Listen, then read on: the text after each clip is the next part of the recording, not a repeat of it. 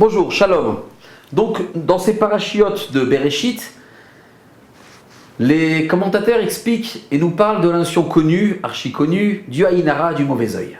Alors, est-ce que cette notion est seulement mystique? Est-ce que c'est une force qui nous échappe et ça reste dans le domaine du mystère? Ou est-ce qu'on peut peut-être donner un sens un peu, on va dire, cartésien ou logique, ou en tout cas qui s'appuie sur une compréhension des textes? Alors, vous savez que dans la paracha de Vayetse, on nous dit une phrase connue que Ve'ene Léa Rakot, Verachel Aïta Yefat Toar Bifat Mari. Les yeux de Léa étaient tristes, son regard était, ses yeux étaient rakot, dit le texte, tandis que Rachel était Yefat Toar Bifat Mari, était une femme beaucoup plus belle que sa sœur Léa. Le regard était beaucoup plus vivant, beaucoup plus agréable, une femme beaucoup plus belle dans une traduction littérale que sa sœur Léa. Léa, un regard triste. Le Rashi nous explique, et le Baal HaTurim le ramène, que pourquoi est-ce que les yeux de Léa étaient tristes? Parce qu'elle avait beaucoup pleuré, parce que tout le monde disait dans son entourage, il y a deux filles, Léa et Rachel, il y a deux enfants, deux garçons de l'autre côté, Rivka, deux fils, Yaakov et Esav. Yaakov est promis pour Rachel, et Léa est promise pour Esav. Léa pleurait pour transformer et changer son destin, ce qu'elle réussira par la suite, pour éviter, pour casser cette rumeur, pour ne pas donner une teneur à cette rumeur, et pour ne pas être la future femme de Esav. Et elle réussira puisqu'elle se mariera finalement avec Yaakov, sachant que Yaakov récupère le rôle de Esav qui n'a pas joué son rôle dans ce monde-ci. Donc on nous dit les yeux de Léa étaient tristes. Pourquoi? Parce qu'elle pleurait beaucoup pour ne pas tomber, ne pas devenir la femme de Esav. Un autre texte un peu plus loin nous raconte que pareil, les yeux de Yaakov sont devenus lourds par la vieillesse. Ve'ene Israël, et les yeux de Israël, c'est Yaakov, Kavdou Mizoken, ont commencé à devenir lourds, ont été apparemment diminués, son regard a été diminué, Mizoken par sa vieillesse. Rashi dit qu'est-ce que ça veut dire? Pourquoi? Qu'est-ce qu'il a perdu dans son regard? Qu'est-ce qui s'est passé? Rashi nous dit, il a vu par vision prophétique que sortiraient de lui deux rois qui sont Yerovam et Achav, deux rois qui seront des Réchaïm, des mécréants. Le fait de savoir que sortiraient de lui deux rois mécréants, Réchaïm, cela a impacté son regard. On ne comprend pas très bien. Et le Baal HaTurim insiste et dit qu'une troisième fois il est écrit Ve'ene Reshaim Tichlena. Dans Yov, dans le livre de Yov, de Job, il est écrit que les yeux des méchants, Tichlena, détruisent, sont appelés à la fin, appellent à la fin. Et le Baal HaTurim relie ces trois textes parlant du regard des yeux, ces yeux de Léa qui étaient tristes, ce regard de Yaakov qui est allé en diminuant dans sa vieillesse, et ses yeux, ce texte disant que les yeux des Réchaïm, Tichlena, appellent à la fin, la destruction. Et le Baal HaTurim réunit ces trois pasouks. Quel est le sens de ce Baal HaTurim? Et vous savez, un peu plus loin, on raconte, le Rashi nous dit, et le Midrash détaille cela, qu'au moment où il y a des retrouvailles familiales entre Yaakov et Esav, voici que Yaakov présente ses femmes et ses enfants à son frère Esav. Voici que Léa s'approche, les servantes s'approchent et les enfants suivent derrière, et Yaakov les présente à Esav. Mais quand arrive le tour de Rachel, le texte inverse l'ordre et nous dit que d'abord Yosef s'est présenté, s'est mis devant sa mère, cachant sa mère du regard de Esav, et ensuite Léa était donc derrière Yosef. Et le Rashi nous dit quelque chose d'intéressant. Yosef va mériter d'échapper aux forces négatives du mauvais œil. Pourquoi? Parce qu'il a caché sa mère du regard de Esav. Il s'est mis devant sa mère, à tel point que Esav n'a pas pu jeter son regard sur sa mère Rachel. Yosef, qui a protégé sa mère du mauvais regard de Esav, méritera d'être ce qui s'appelle la bénédiction d'être Oléaïn, au-dessus de l'œil. Et on dit toujours Ben Porat Yosef ou Ben Porat Aléaïn. On se bénit de cette bénédiction de Joseph, qui est celle d'échapper au mauvais œil, au mauvais regard. Yosef a mérité cette bénédiction parce qu'il a lui-même protégé sa mère de cela. Qu'est-ce que ça veut dire tout ça? Qu'est-ce que ça veut dire un mauvais regard? Quelle est la force d'un mauvais œil? Quelle est la force du mauvais œil? Est-ce que c'est mystique? Est-ce que c'est concret? Est-ce que ça existe? Est-ce que ça a un impact? Et comment il faut réagir face à cette notion?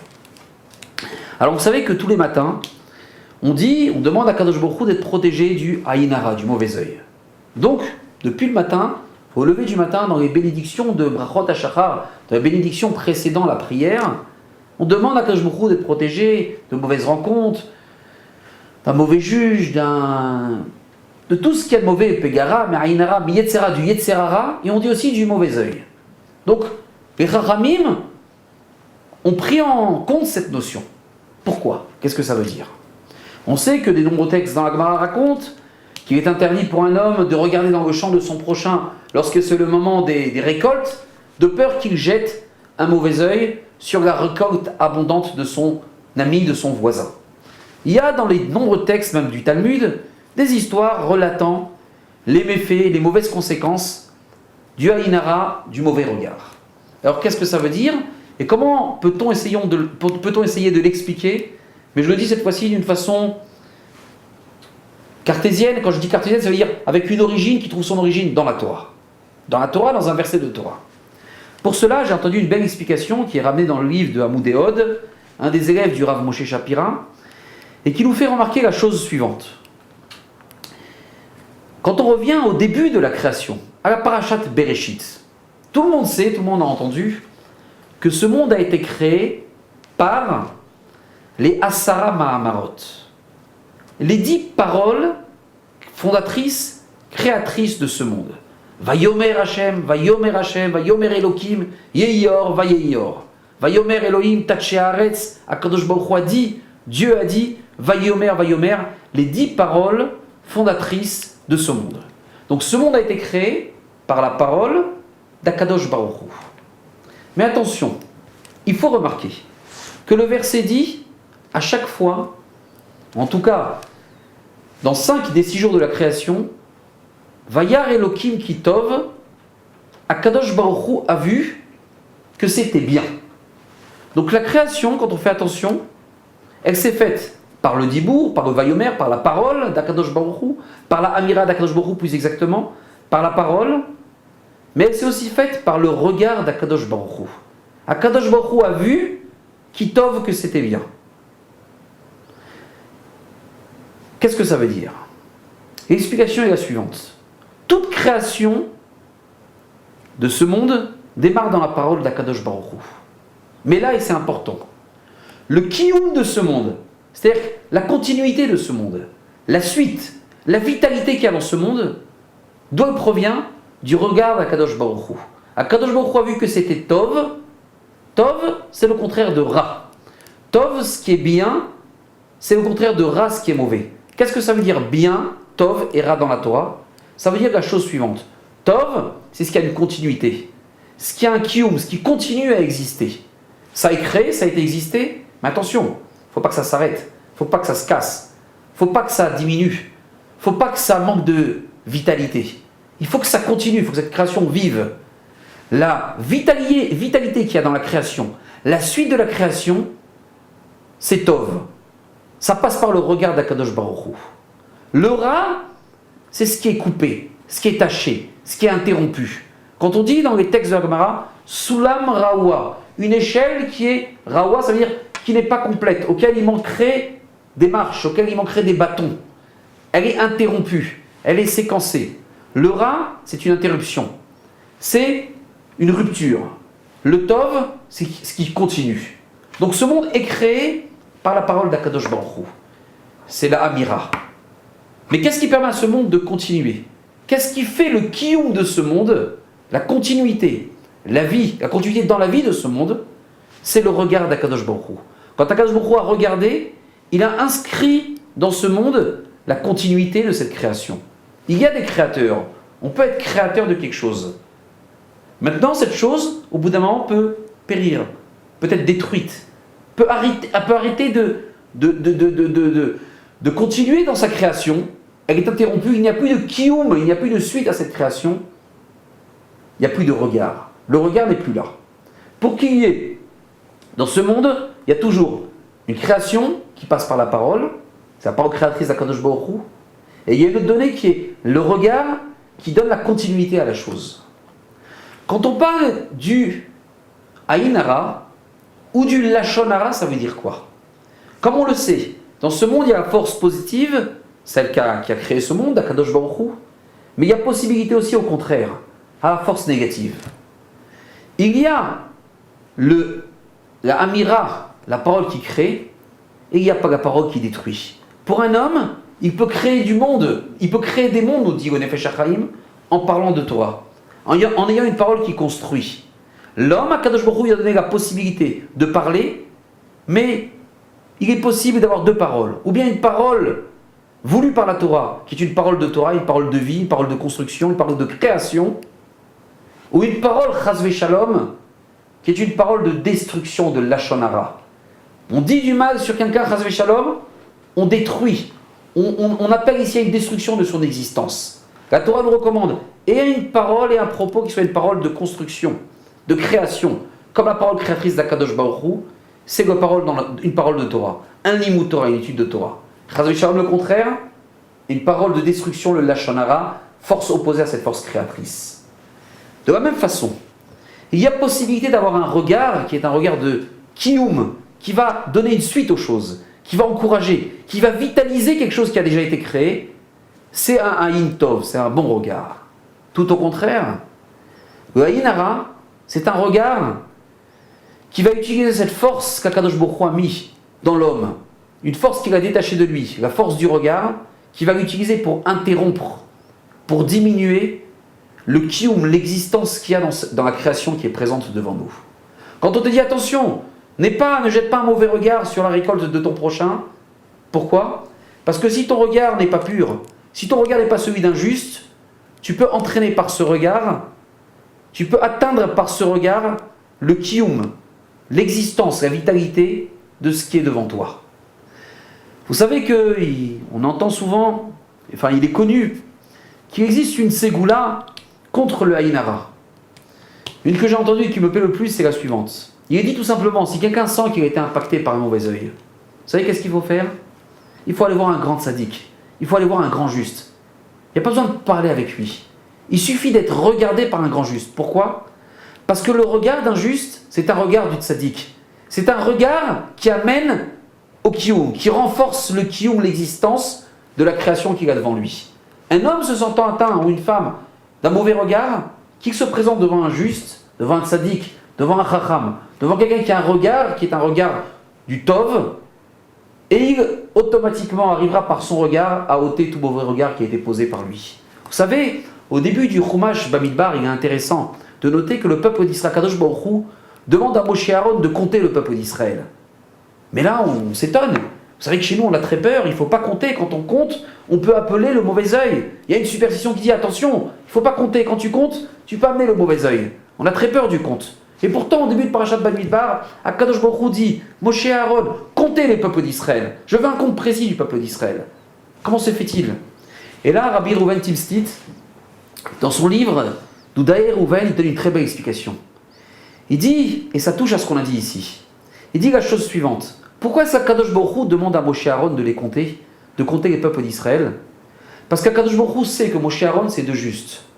Deux justes, c'est deux personnes qui ont un regard qui amplifie le kiyum, qui amplifie la vitalité, qui amplifie l'existence de la création qu'ils ont devant eux.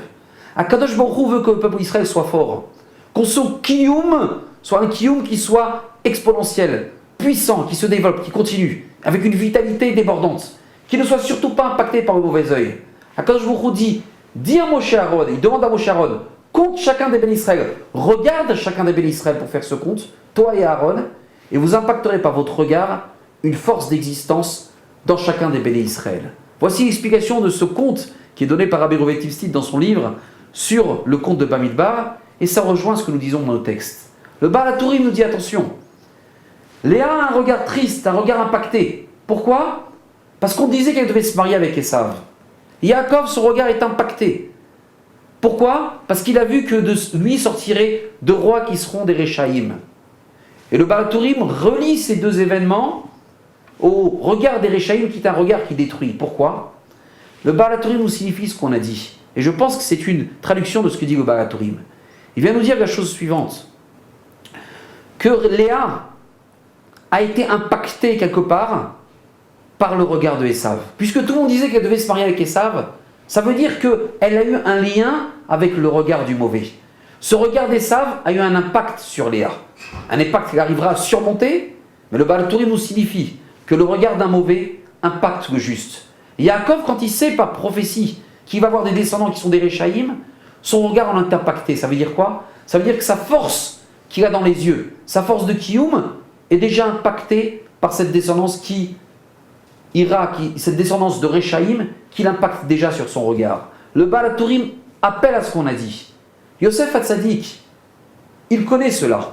Il sait que Esav, par son regard, peut mettre en péril le Kiyum de sa mère, peut mettre en péril la vitalité qu'il y a dans sa mère, peut mettre en péril la suite de l'existence qu'il y a dans sa mère.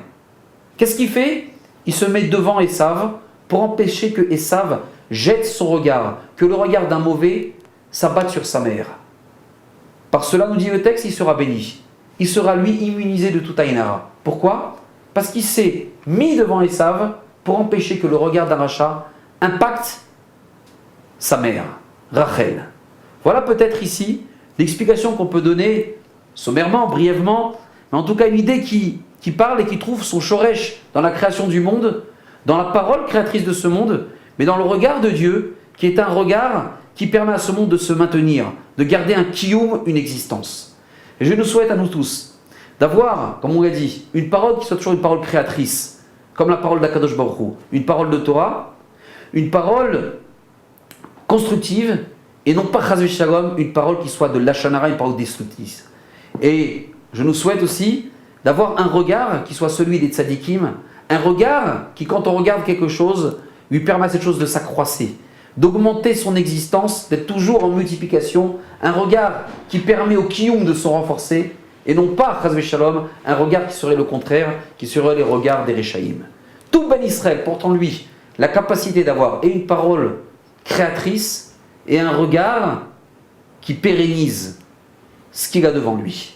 Et c'est ce que je nous souhaite à tout à chacun. À très bientôt.